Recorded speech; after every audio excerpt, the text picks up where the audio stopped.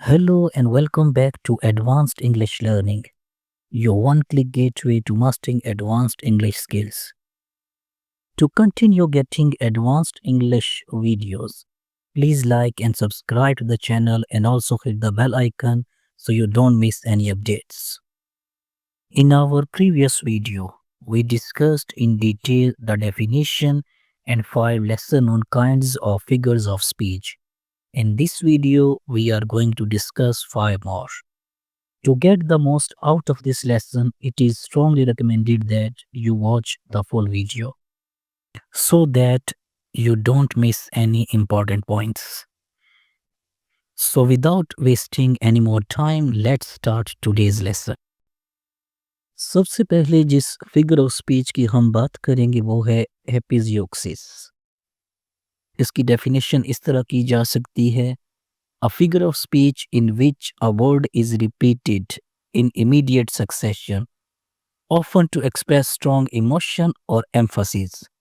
यानी कि इसमें किसी लफ्ज़ को बार बार दोहराया जाता है और इसका मकसद, इसका पर्पस ज़ोर या जज्बात का इजहार करना होता है। इसकी अगर एग्जांपल्स की बात की जाए तो the rhyme of the ancient mariner, एस्ट्री Coleridge की वर्ल्ड फेमस पोइम। इसमें आपको बेशुमार फिगर्स ऑफ स्पीच मिल जाती हैं। उसमें एक लाइन है, अलोन अलोन ऑल अलोन। तो ये एक एग्जांपल है एपिजियोक्सिस की, जहाँ पे एक ही वर्ड को यानी कि अलोन को बार बार रिपीट किया जा रहा है। एपिजियोक्सिस की एक और एग्जांपल विलियम शेक्सपियर के फेमस प्ले हेमलेट में से दी जा सकती है, जिसमें पोलोनियस और हेमलेट की कन्वर्सेशन होती है। पोलोनियस हेमलेट से पूछता है, व्हाट आर यू रीडिंग? तो हेमलेट आगे से जवाब देता है, वर्ड्स वर्ड्स वर्ड्स। तो यहाँ पे भी बेसिकली इस एक वर्ड को बार बार रिपीट करके वो अपने इमोशंस को एक्सप्रेस कर रहा है कि वो सब को सुन रहा है, जो कुछ भी लोग कह रहे हैं उसके इर्द गिर्द वो उन सब को सुन रहा है। हमारा नेक्स्ट फिगर ऑफ स्पीच है जियोग्मा। इसकी डेफिनेशन इस तरह की जा सकती है: a figure of speech in which one verb or preposition joins two objects within the same phrase, often with different meanings। यानी कि यहाँ पे एक ही वर्ब या preposition दो मुख्तलिफ चीज़ों को एक ही जुमले में जोड़ता है और अक्सर दोनों के मीनिंग्स डिफरेंट होते हैं। For example, she blew out the candle and the hope of the night.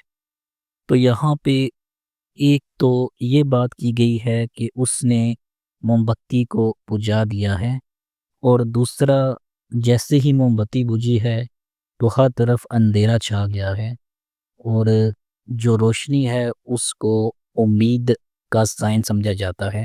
तो जैसे ही मोमबत्ती बुझी है तो जो एक उम्मीद थी वो भी बुझ गई है। तो यहाँ पे एक ही तरह के वर्ड्स को दो मुख्तलिफ सेंसेस में यूज़ किया गया है, जो कि ज़ियोग्मा की एक एग्ज़ाम्पल है। इसकी सेकंड एग्ज़ाम्पल इस तरह दी जा सकती है, he took his coat and his leave.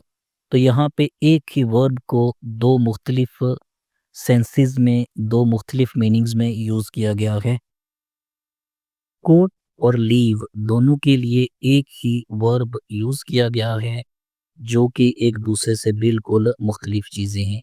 तो इस तरह जब दो मुख्तलिफ चीज़ों को एक साथ कनेक्ट किया जाता है तो उसको ज़ियोग्मा कहा जाता है। Next figure of speech is apostrophe. इसकी डेफिनेशन इस तरह की जा सकती है, apostrophe is when a speaker addresses someone और something that isn't there. That thing can be absent, dead और नॉन ह्यूमन। यानी कि जब मुखातिब किसी ऐसे शख्स या चीज़ से खिताब करता है जो वहाँ पे मौजूद नहीं होती, जो गैर हाजिर होती है। वो चीज़ मुर्दा भी हो सकती है, वो इंसानों के अलावा कोई और चीज़ भी हो सकती है, और वो चीज़ गैर हाजिर भी हो सकती है।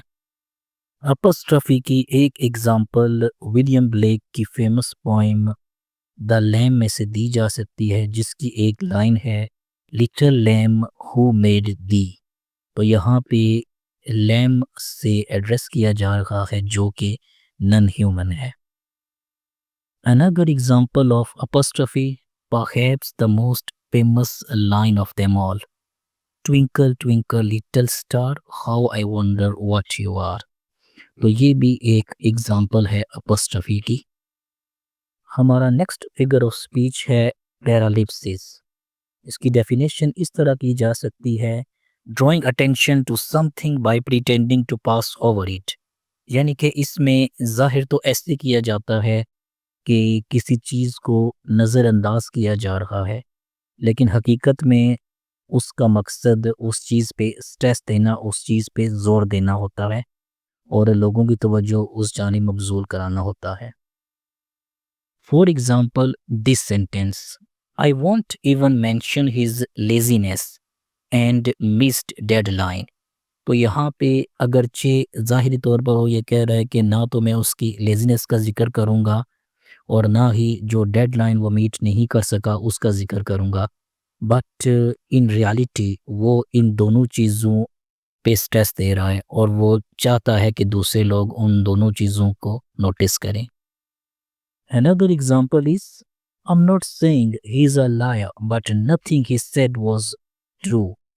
तो अगेन अगरचे फर्स्ट पार्ट में वो कह रहा है कि मैं उसको झूठा नहीं कह रहा, बट दूसरे पार्ट में वो ये बात भी कह रहा है कि जो कुछ भी उसने कहा वो सच नहीं था।